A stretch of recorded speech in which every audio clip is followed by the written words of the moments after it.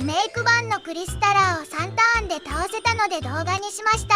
今回はコマンドアクションを必ず成功させるためにパソコンで生成した入力をスイッチ本体に送って操作しています。つまりマクロのようなツールを使用しています。記録としては認められないので参考としてみてください。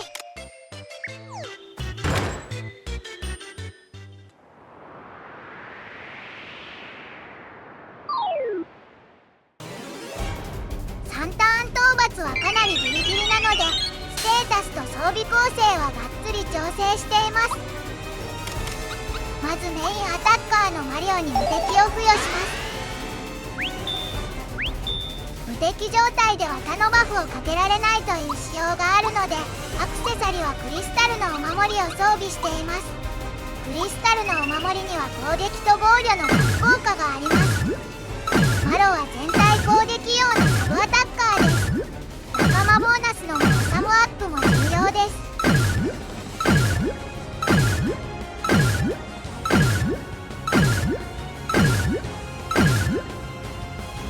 合計で3400と良いダメージが出ました。アクションコマンドが成功した場合のスペシャルには単数要素がないので毎回同じダメージになります。マロの魔オサムが低いとクリスタルを倒しきれないので要調整です。スーパージャンプは毎回パーフェクトを出します。つまり100回連続成功です。ジャンプ14回目以降は猶予が3フレームしかありません。それを80回以上連続して成功させるのはかなり難しいです。無理だとは思えませんがかなり練習が必要になるでしょう。ジャンプは1回53フレームなので100回だと5300フレームです。つまり83秒かかるのでカットします。2598は良いダメージです。単数要素がないのでこれも固定です。キノコ化してしまう桜吹雪を受けましたがマロはスーパージャンパーを装備しているので効きません。スーパージャンパーは連続ジャンプ100回の報酬です。昔の感覚はおかしいです。マロは毎回キラキラ落としを使ってクリスタルを削ります。キラキラ落としは一番短いところでも猶予 4F なので進撃でも割と成功します。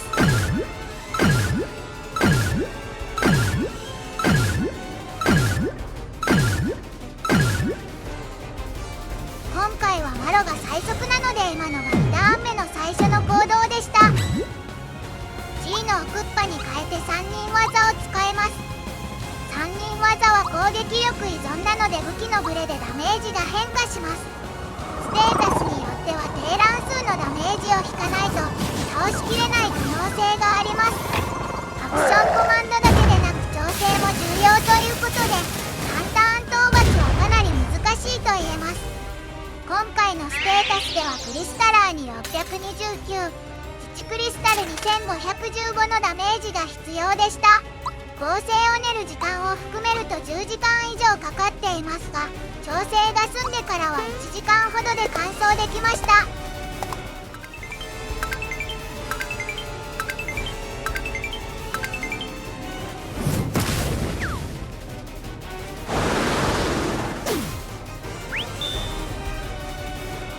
これが3ターン目です。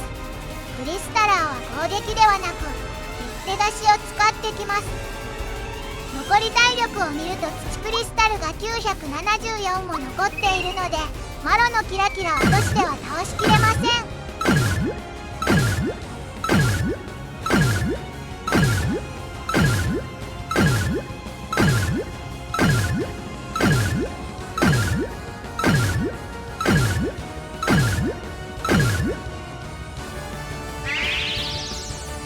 これで残りはクリスタラーと土クリスタルだけです。土はジャンプ無効なのでクッパにも攻撃してもらう必要があります。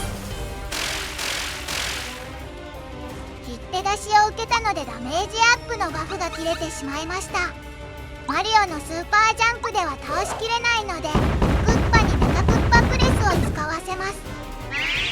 アイテムのコンペイトーは全体に200ダメージなのでコンペイトーでも大丈夫でした。最後はスーパーではなくウルトラジャンプで火力を上げます。マリオは一番最後に行動するのでちょうど3ターンです。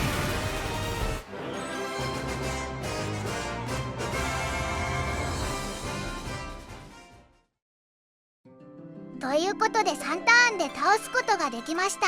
ブログの方にも解説があるのでまたチェックしてみてください。ご視聴ありがとうございました。